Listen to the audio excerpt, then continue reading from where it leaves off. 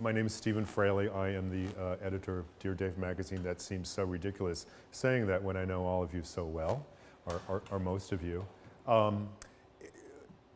In this sort of situation, I always like to begin with a gesture of gratitude. First of all, thanking all of you for being here on such a beautiful day when you could be doing so many other things and celebrating what seems to be the first day of summer. But I also just wanted to thank Michael Foley of the Foley Gallery for being so generous. And yeah, bravo. Usually you have to work so hard to get something like this done and persuade people, and Michael was just his idea. He came to us with the possibility of doing an exhibition over a couple of days, and so I want to thank him for his generosity and for his great ideas. And I also want to thank my dear friend Mark Alice Durant for coming up from Baltimore to do this, and also being a sort of guiding light to the magazine as the editor at large, and contributing so much to our efforts and to our project. And then lastly, I also want to thank Maria Dubon, who is the managing editor of the magazine, and who literally, none of this would happen without her efforts. She's the one who does all the heavy labor, both in terms of putting the magazine out every issue and putting the show together. She's a terrific person. Okay. Okay. Oh, is it my turn, I guess? Is everyone in the right place? Okay. Hi, I'm Mark, and I'm really happy to be here. Thanks for coming, as Stephen said. And I'm also really happy to be part of Dear Dave. I'm really happy to be your friend. This is like a bar mitzvah. Yeah. I met Stephen in 1999 when he was the chair of the Bard MFA photo program, and he hired me without even meeting me, without having met me, just through a phone interview. Yeah. But maybe Tina put in a good word for me, perhaps, you know. Which I would have disregarded, but. But anyway, so I learned a lot working with you at Bard, and when you started Dear Dave, I just thought it was a fantastic idea because of knowing a little bit about your philosophy about photography, and we'll talk about that in a second. But it's just remarkable accomplishment, you know, for the last, has it been 8 years almost? 8 years? It's been 2007. Yeah. Yeah. So that's 8 years. Yeah. So I think we should just begin. Thanks for being here. So I have a series of questions, Okay. which you know, and I'm going to ask them. And will we have time to answer some questions from the audience if there are any? I think so. I think Okay. you should just shout them out at any time, but if you don't want to wait till the end, that's fine as well. Yeah, shout them out. All right, so, you know, we just answered part of this question, but when did you start Dear Dave, and why did you start Dear Dave in the first place? As we just mentioned, the magazine was started in 2007. We publish 3 times a year. So yes, this is our 19th issue. I've just begun to work on number 20. There's so many different reasons to have started it. One answer is, well, why not? But at the time, the 2 major magazines that covered photography, I think covered different aspects of the photo community, and I thought that that they left certain constituencies and certain trains of thought and certain practices out. I think, as long as you're on the topic, I think, you know, the 2 magazines at the time were Blind Spot and Aperture, and Blind Spot takes, you know, a fairly conceptual, theoretical approach to the medium, and at the time Aperture, I felt, was concentrating more on the history of the medium and had a much more conservative approach. Aperture, under the direction of Michael Famighetti, has changed enormously, and I think it's a very spirited and progressive and unpredictable entity now. So that's a already long-winded answer to your question, but I thought that there was a need to showcase a photographic community that was very plural and gives some room for a lot of different voices. To show work which was completely unknown and from some very young photographers that I didn't feel had the space to show their work, and also to possibly discover some work which had not been widely seen. Yeah. So why a print publication? I mean, this is a time when a lot of people have gone onto digital online publications because of, you know, accessibility, money, et cetera. Why is print important? Hopefully print has a certain longevity that, that digital will not. I'm not sure about that, but I think there's also the desire to create a beautiful object, to create something which has physical characteristics, something that hopefully people will save and put on their shelf and refer to. Maybe I'm being a little sentimental or nostalgic, but so I think that it's permanence. And I also think, you know, if you look at the magazine, it appears, when you look at information online, it appears as oftentimes just another part of visual static, and I wanted to separate from all that information. Mm-hmm. Okay, thank you. Does that make sense? Yes. Okay. I You're welcome. I don't really agree with you, but Mm-hmm. you know, we'll just Well, let's talk about that. So you think the magazine is unnecessary? That's not the part I. Yes. No, I think that obviously having, you know, being a founder of an online publication, that Yes. they can have they can stand out from the rest to some extent. But I agree with you that having the object is really important. You know, that sort of part of the sort of material culture Yeah. of life is very different from the sort of visual online culture, and it has a certain kind of physical presence that I think really grounds one in its, the experience of it. I would like to think also that one immerses himself in printed matter in the way that they don't online. Mm-hmm. But having said that, I would just like to have a shout out to St. Lucie, which That's why I said that. Yeah. which amongst all the visual clutter and the information clutter is one of the most significant online photography. Thank you, Steve. I was waiting when you were going to say that. I'll say it again. I'll say it again in a bit. So you often speak of the plurality, I think you sort of addressed this, but the plurality of photography, photographic practice. Mm-hmm. And Dear Dave seems to be a testament to that. And I know you sort of addressed that a little bit, but is there anything else you want to say about that? Well, it's something that's always interested me, not only as a magazine editor now, but also as an educator. I think throughout its history, photography as a genre, I guess many mediums do this, but photography segregates itself among different genres and different motivations and different purposes. And on one hand, that seems really logical that it would do so, but I'm also interested in the way that it overlaps. And as an educator, encouraging an equal investigation of all different kinds of photography. And I think in terms of the way that print publications have operated in relation to photography, you know, again, it's a sort of conventional, here are the fine art publications, here are the commercial publications. And I think one of the most gratifying and important aspects of photographic practice now is that they overlap. Yeah. I want to just say, Stephen, I know some of you may not be aware of this, is a really good artist as well. He's made some really, really fascinating images over the years. And Thank you, Mark. You're welcome. You might be one of the few people that actually that think that. Well, I'm raising it right now because it reminds me, what you said reminds me of your work in the sense that your work as a photographer operated in the fine art realm, it operated in print, and also in the editorial realm.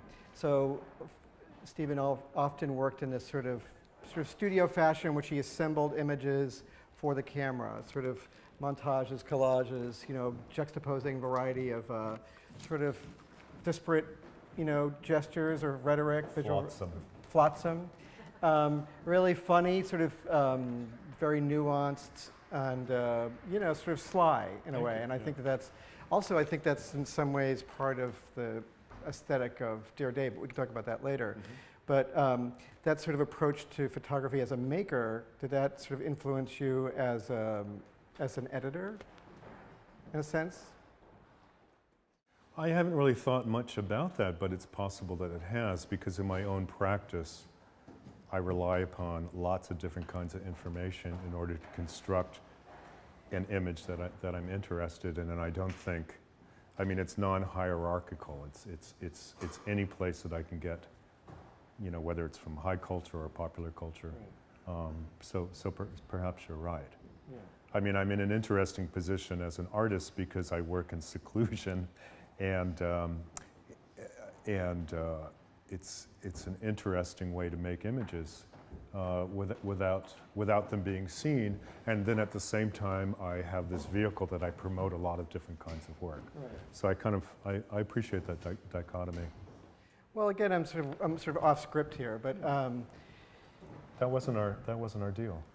but anyway, so I mean, everyone has an agenda, of course, right?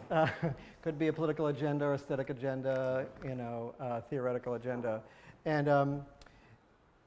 and being in academia myself, I sort of live amongst those agendas, shall we say. But again, one of the things I admired you as a teacher and as a maker and now as an editor is the fact that your agenda appears to be a kind of like broad embrace of you're looking for quality, of course, and something that sort of interests you and moves you and delights you on some level, but it's not about like, oh, this is the proper way to make an image, or this is what's going on now in terms of sort of an approach or a sort of political position. It's not that at all. Well, again, going back to one of the aspirations is to with every issue to present a number of different kinds of photography, which most often are seen as at least competing with one another, or at least being part of separate discourses, separate communities. And I like the idea of presenting everything at once and giving it equal weight and equal emphasis. Yeah. I'm not sure it's as broad a gesture as possible. I mean, I think one could argue, looking at all the work in this room, that it shares, despite its genre motivation, it shares certain characteristics, okay. or at least a sensibility. Maybe one could argue. Yeah, I wouldn't. Okay. So in the very, very first issue of Dear Dave, next to Dear Dave, wait, what am I trying to say? In the very first issue, next to the Dear Dave letter, you have a column of odd names and phrases such as Art Linklater, refuse, seesaw, hedge, two penguins. Two penguins, yeah. North of Texas, same vague ambition, which might be my that's an acronym favorite. for School of Visual Arts, SVA. I thought same, some are same. Same vague ambition, right. Yeah. I like it. Yeah. Anyway, another phrase is Roger Thornhill, who I think is the Cary Grant character in North by Northwest. Well, Roger Thornhill is also listed on the masthead, and no one has ever asked me about this. If you look on the masthead, there's an advisory committee of some well-known... And they're fictional? No. Philip Gefter indeed exists, as does Jessica Craig Martin. At least I think they do. But also listed is Roger Thornhill, and no one has ever said, who the fuck is Roger Thornhill? But, oh, sorry, Aiden. Roger Thornhill is the character in North by Northwest. Yes. Played by Cary Grant. And there's a terrific line terrific scene may I tell the story? Yes, I want you to. Yeah. That he and Eva Marie Saint are sitting on the train. He lights her cigarette. There's a matchbook that says ROT, his initials. And Eva Marie Saint says, what does the O stand for? And he says, nothing. Which I think is the perfect, philosophical and anyway. Okay. The list of names, my lovely wife Mary, who is here, we spent a couple of really fun afternoons in the kitchen trying to figure out what the name of this magazine would be. As you've mentioned before, I didn't want anything that was obvious. I didn't want the title to have any connection with the eye or with lenses. I wanted something that felt friendly and something that had a certain intimacy and humor to it. The name I really want to call it YOU, Hefner. But I was talked out of it for legal reasons. I thought Mr. Raincoat would be a dandy name. Does that answer your question, Mark? Yeah. Yeah. Question mark. Yeah. That would have been. So another thing I wanted to mention. The very funny thing about the first issue was it's actually in the window, and is the logo with a photograph of a piece of wood. They're also over there on the wall. And of course, the first issue came out, it was distributed. I was so excited about, obviously, it being out in the world, that I would go to different newsstands and different magazine shops and make sure it was there. And I went to one place and I looked in photography and art. I saw Blind Spot, I saw Aperture, British Journal of Photography. No Dear Dave. So I went to the cashier and I said, "Do you have Dear Dave?" And he thought and said, "Yes," and he pointed over there. They had put it in the section of magazines of woodworking,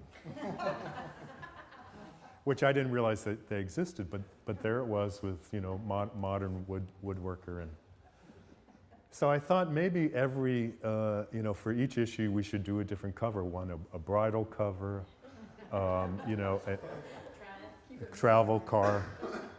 I digress. That's a great Mark. idea. Yeah. Yeah. So speaking of the first issue, I'm just going to mention a few things that are in the issue. So you have a story by Lynn Tillman. Right. You have fashion photographs by Michael Ryan Kelly. You have manipulated images of Marco Breuer. And these funny and vulgar images by Maria Bradley. Monica, yeah. Monica, over here, which is... The one that there's a folded chair and it says twat. Yes. So it seems to me at the very first issue you're declaring kind of priority for the image, a kind of level playing field for all kinds of photography with selected and relatively short essays, you know. I don't know, again, I guess that's just an observation, right? That you already kind of knew what it was, right, in that case, right? Because it already... Has Dear Dave sort of become something else since the beginning for you? Or is it still kind of the same concept? It's the same concept. I've been thinking, you know, whether or not there should be some, probably at some point soon we will rearrange it, but I think that its interest in plurality and its interest in a diverse selection of photography, I think, will remain. Right. I guess another line of thought was to have, I mean, obviously text and writing about photography and photography coexists in a lot of magazines, but I also remember thinking that I wanted to publish portfolios and thus have the writing on an equal level. So the photographs weren't just the illustration of the writing, but the photographs were given a lot of prominence. Right. Yeah. Well, in Blind Spot, it's the image that's sort of prioritized. Yeah. There's no text at all. There's no text. Yeah. Whereas in Aperture, I mean, you know, the text seemed to be prioritized over the image. I mean, there's lots of great images, but yeah. So I want to ask you about in Dear Dave #5, you feature the work of Tracy Barron. Yes. She was a student at SVA and she tragically died in 2008. And her pictures are sort of a working class, she sort of pictures a working class world that has its own sort of rough and elegant intimacy. I don't know, that's how I thought of it. That's a very nice way of putting it. I just wanted to ask you, could you say a little bit about her work and why it meant so much to you? Because I know it did. Yeah. And why that work? Why?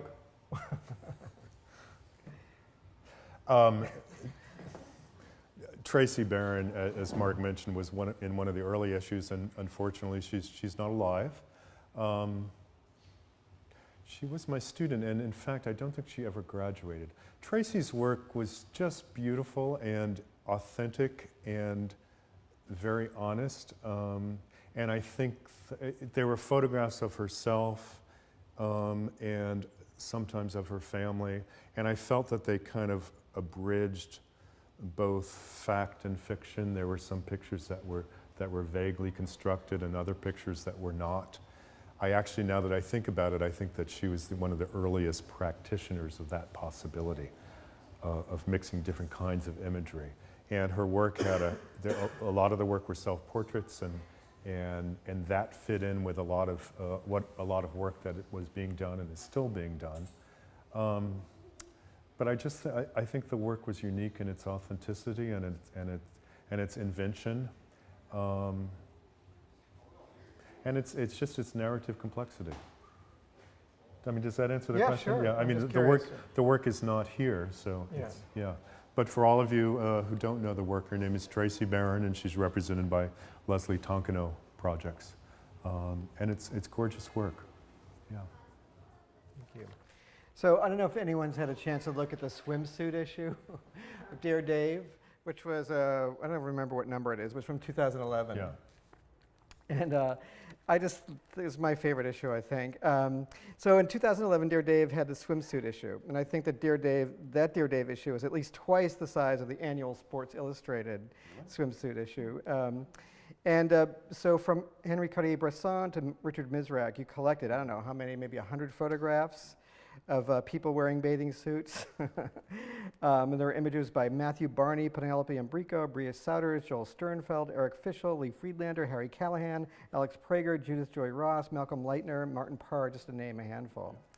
And for me, like the swimsuit issue is sort of like represents the kind of editorial freedom that you've given yourself. It also displays what I think is your sort of sly curatorial approach. Because you take this anachronistic, this is very much your humor, right? You take this sort of anachronistic and sexist phenomenon of the swimsuit issue and in popular culture and transform it into that very limited idea into something that's expansive and smart and fun.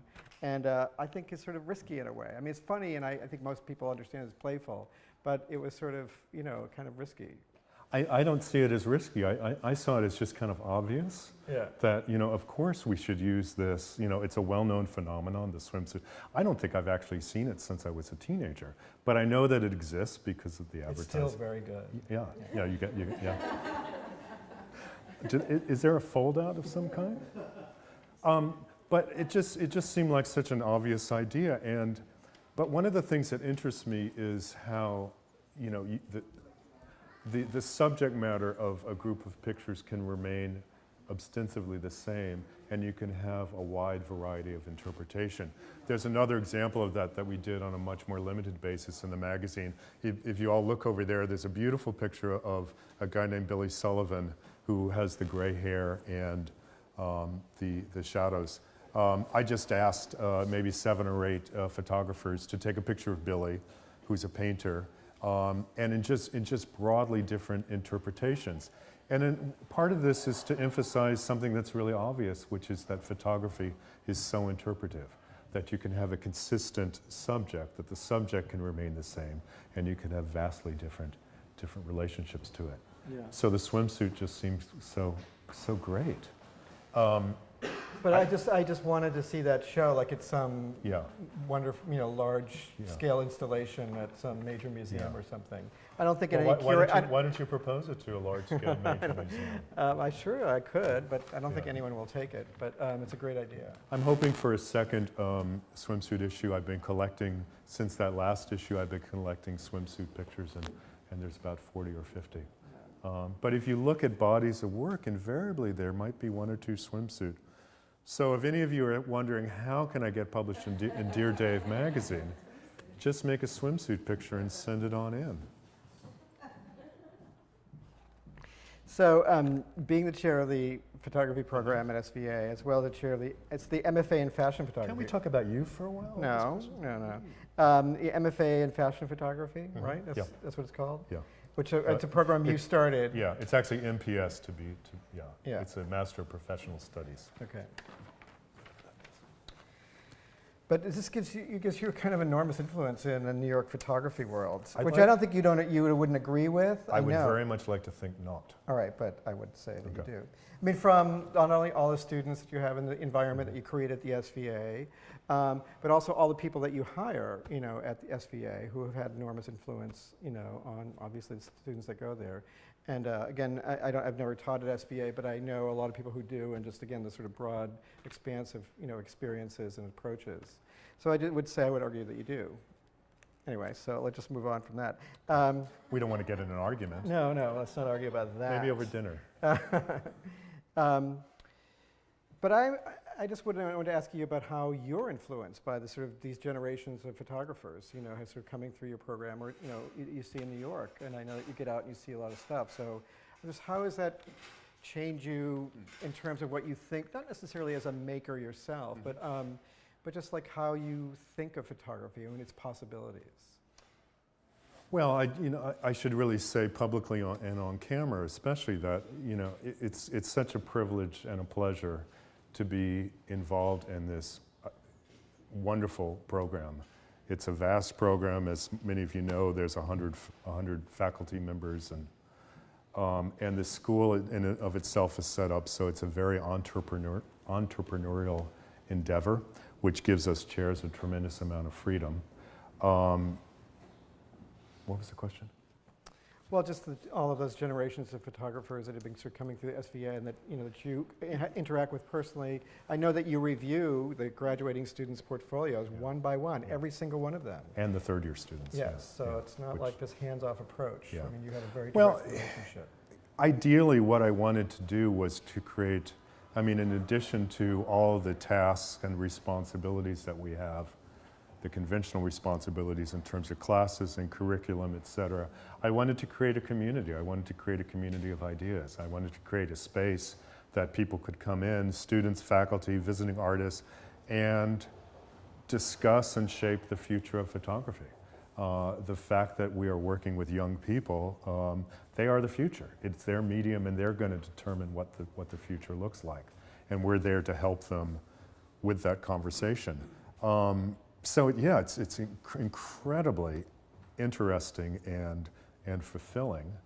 And I also think that it's become a lot less predictable in the last couple of years.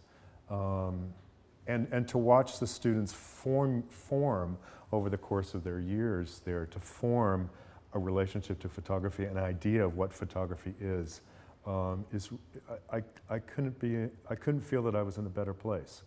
At the same time, I would like to think, and I think this is the case, that there is no one school of working in this department. I would like to think that we encourage all different ways of working. So there's not necessarily one way or one solution or one answer to the question of what is photography. And I think it's, I also think that it's been, I haven't really thought of this that much, but I think it used to be reactive and now it's more proactive. What? Well, I remember, it wasn't too long ago that it seemed that many of the students were deeply influenced by, say, Nan Goldin's work. Just to pick a name out of the recent history. It was deeply influential. It gave the students tremendous permission. It rearranged what we think of as documentary. But again, it seemed like the students were reacting to that, whereas now I feel like the students are much more creative and decisive and proactive in terms of what they're going to do. Does that make sense? Yeah, I think so. Do you think that's some sort of rejection of some kind of master, aesthetic in some ways? I think it's part of the plural community that's occurring. And I think even within the photographers that they are looking a lot at, like Roe Etheridge or like that other guy, Christian Patterson. Yeah. What they're seeing is a plurality of approach in terms of creating stories. Yeah. It's very different from, not to be all, old school about it, but like when, I think we went to school we both went to school in the 70s and 80s and just 1950s. Studying photography. I studied with Nick Nixon at Massachusetts College of Art, and so did Tina over here, and she can attest to this. There was a very rigid approach. It's a small department, so I think that's partly responsible for that sort of approach, which is just very narrow and the social document and large format. But it's still, they've broadened a little bit, but it's still that kind of, mass art still has that kind of approach to photography. Obviously, SVA is a very different kind of environment and culture. But it hasn't always been. When I started teaching there in the 1980s, the students were asked in their second year to declare whether they were commercial photographers or fine art photographers, and then they would have different curriculums. Obviously, that's a completely irrelevant question right now. But I think within academia, within art academia and photography departments, it still exists. I was at, I should not name it, but I was at a very prominent and good art school in the Midwest to do a review of the program. And, I noticed that all of the work was the sort of work that you hang on a wall, let's say. It was art photography. And I asked them, well, what about photography that as it exists in magazines or as it functions? And I think I said commercial photography, and someone said, "You mean like wedding photography?" So it's it's still photography. Yeah, Yeah. I'm getting upset. You are? No, I'm not. I want to see that. That's so rare. I just get rattled when I think of that. Yeah. Okay. So pretty early on in the history of Dear Dave, you started featuring a full page with the words, "What would Lynn Tillman do?" Even if you know Lynn Tillman's novel stories and art writing, it's a pretty enigmatic statement. Not if, yeah. Okay. So can you talk about how that started? Do you mind Sure. revealing how that started? Well, it actually started.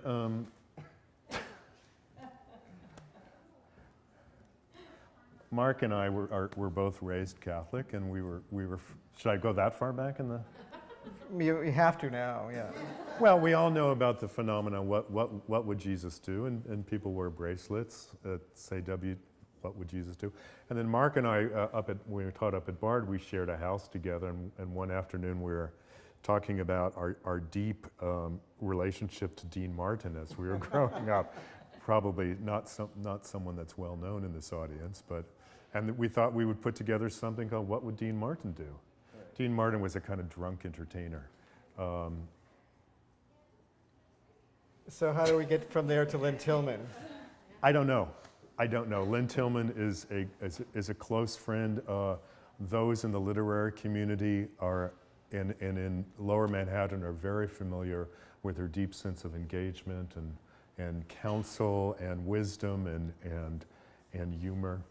And it just seemed to make a lot of sense to pose the question publicly, if we are facing some sort of decision, we need to ask ourselves, what would Lynn Tillman do? And then it became a bit of an advertising campaign. So it says, what would Lynn Tillman do? And then in much smaller print, it says, subscribe to Dear Dave magazine. And we did a wheat pasting campaign around Lower Manhattan. A couple of years ago, and then that's become the title of her most recent book of collected essays with the same the same font, right? They made a photograph of the poster on a building on the Lower East Side. Yeah, it was just nominated for a National Book Critics Award. Yeah. So, I think mostly because of the cover. Yeah. Yeah. So what would you do with Dear Dave? What would you like to do with Dear Dave that you haven't done yet? I can answer that in a couple of ways. I think, Dear Dave has been pretty much under the radar. I think that's our style as much as anything. I think that we need to increase its presence. We need to have more subscribers. Very reasonable. I would like to include more writers. I would like to include more literary. I think that's the next objective. Francine Prose, who writes occasionally about photography but is mostly known for her essays and fiction, has just written something for the next issue. I would like to ask a lot of different literary characters to write about photography. It's always possible that we could do a book publishing entity at some point later. There's lots of possibilities.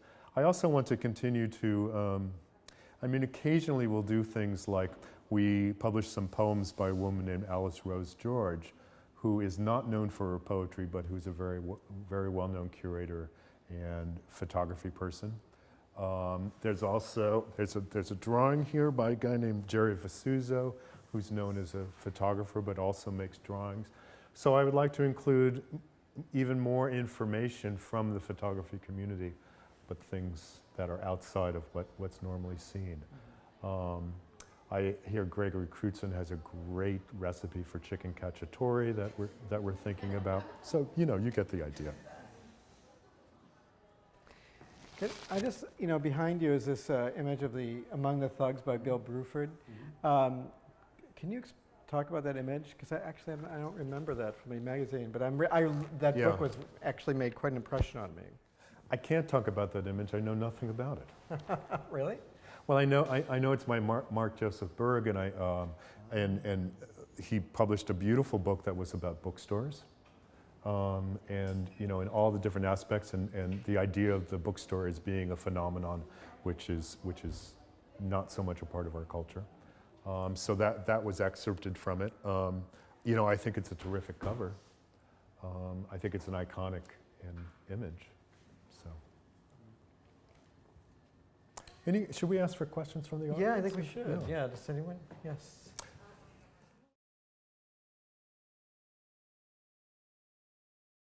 Well, as I mentioned before, Dear Dave, the idea was to create a title of some intimacy and to set up, you know, I write an editor's letter that says Dear Dave, and you know, to suggest that the magazine is for individuals.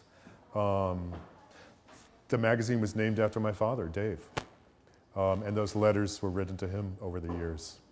I remove a lot of, you know, incidental information, but yeah.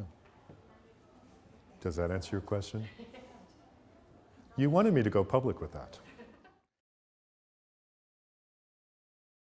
Oh, lots and lots and lots of letters, yeah. If there's anyone named Dave in the audience and they'd like to donate some, because... Dear Dave, yeah. Emails. Yeah, who knows if you have any friends named Dave, send them on. A friend of mine, David Levi Strauss, wrote a letter when he was young to Adlai Stevenson. And he got a letter back from Adlai Stevenson saying, Dear Dave. So that's in the files, yeah.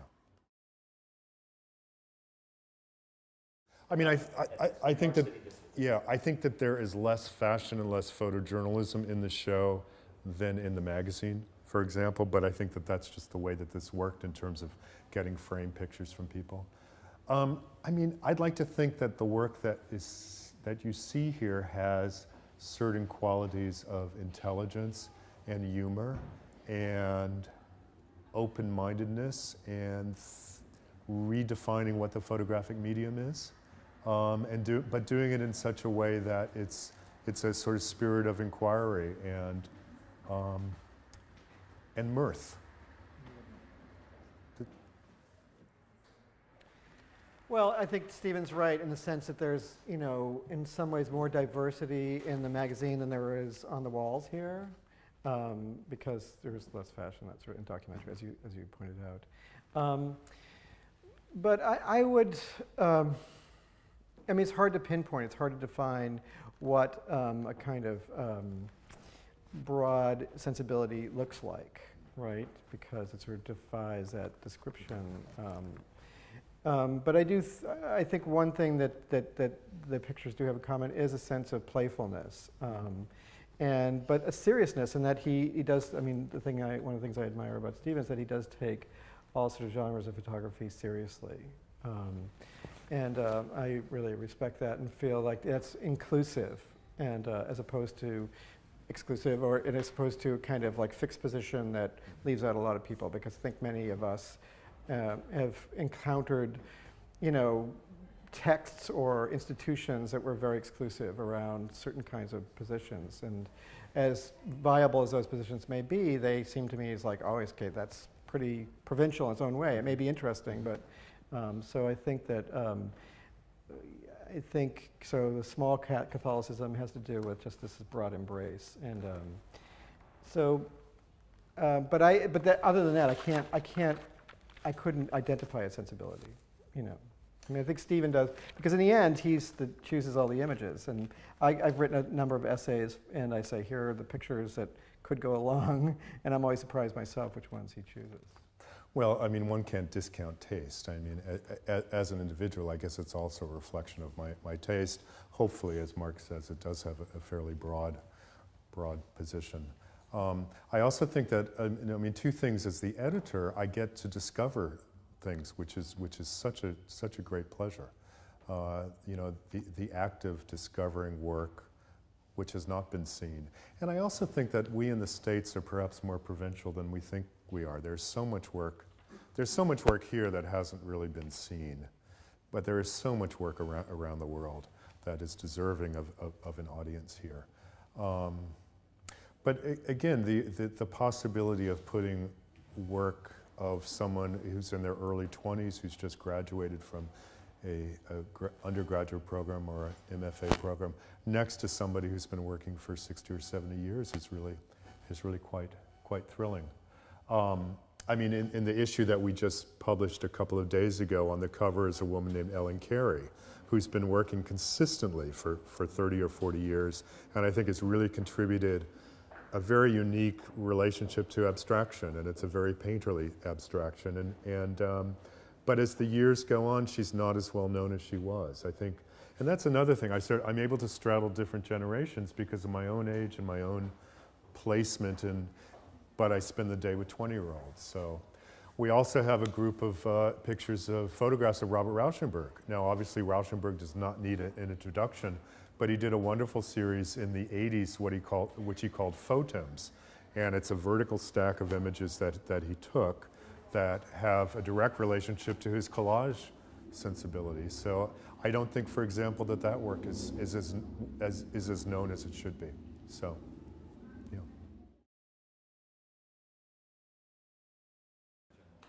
Yeah.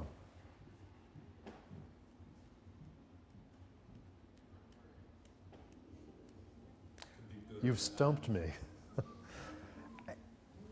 I know that I am much more, in addition to what I see at SVA, day in and day out, I feel much more responsible to looking at the much vaster landscape of contemporary photography.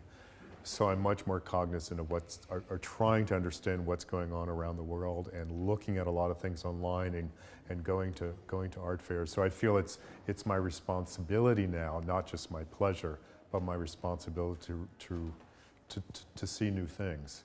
I mean, my job as an editor is really a curatorial position.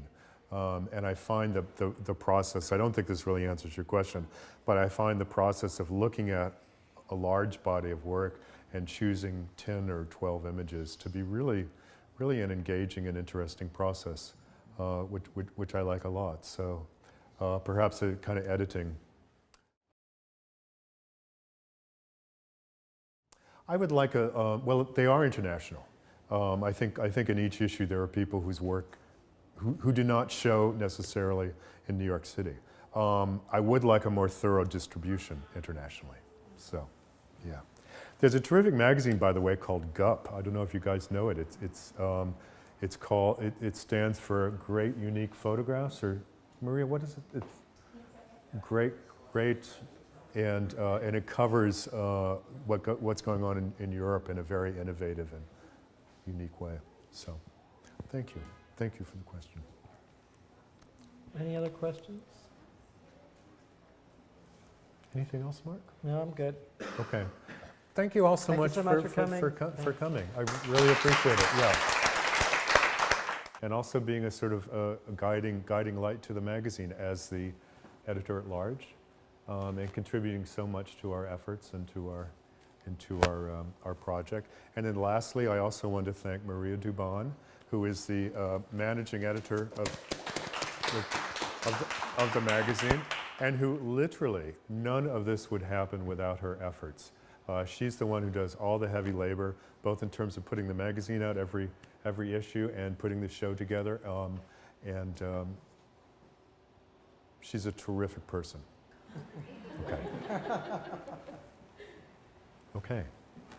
Oh, is it my turn, I guess? Is everyone in the right place? Okay.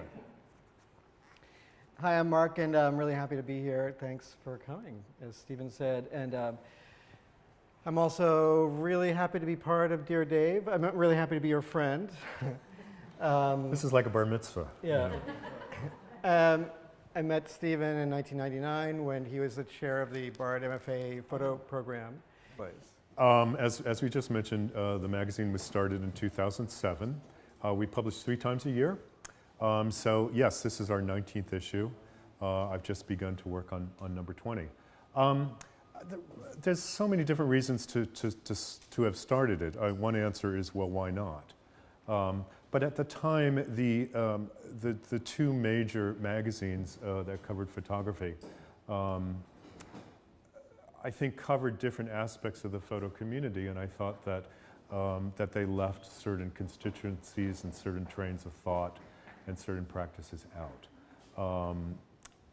I think, as long as you're on the topic, I think, you know, the 2 magazines at the time were Blind Spot and Aperture, and Blind Spot takes, a fairly conceptual, theoretical approach to the medium, and at the time Aperture, I felt, was concentrating more on the history of the medium and had a much more conservative approach. Aperture, under the direction of Michael Famighetti, has changed enormously, and I think it's a very spirited and progressive and unpredictable entity now. So that's a already long-winded answer to your question, but I thought that there was a need to showcase a photographic community that was very plural and gives some room for a lot of different voices. To show work which was completely unknown and from some very young photographers that I didn't feel had the space to show their work, and also to possibly discover some work which had not been widely seen. Yeah. So why a print publication? I mean, this is a time when a lot of people have gone onto digital online publications because of, accessibility, money, et cetera. Why is print important? Hopefully print has a certain longevity that digital will not. I'm not sure about that, but I think there's also the desire to create a beautiful object, to create something which has physical characteristics, something that hopefully people will save and put on their shelf and refer to. And he hired me without even meeting me, without having met me, just through a phone interview. Yeah. But maybe Tina put in a good word for me, perhaps, Which I would have disregarded, but. But anyway, so I learned a lot working with you at Bard, and when you started Dear Dave, I just thought it was a fantastic idea because of knowing a little bit about your philosophy about photography, and we'll talk about that in a second. But it's just remarkable accomplishment, for the last, has it been 8 years almost? 8 years? It's been 2007. Yeah, so that's 8 years. Yeah, so I think we should just begin. Thanks for being here. So I have a series of questions, which and I'm going to ask them. And will we have time to answer some questions from the audience if there are any? I think so. I think you should just shout them out at any time, but if you don't want to wait till the end, that's fine as well. Yeah, shout them out. All right, so, we just answered part of this question, but when did you start Dear Dave, and why did you start Dear Dave in the first place?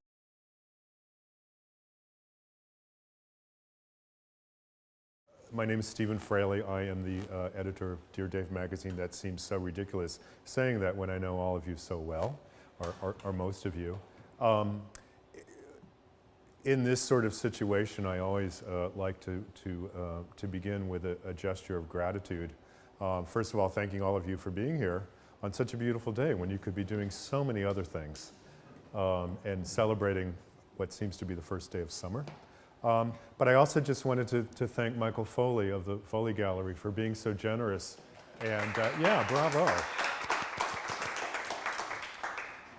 Usually you have to work so hard to get something like this done and persuade people, and Michael was just his idea. He came to us with the possibility of doing an exhibition over a couple of days, and so I want to thank him for his generosity and for his great ideas.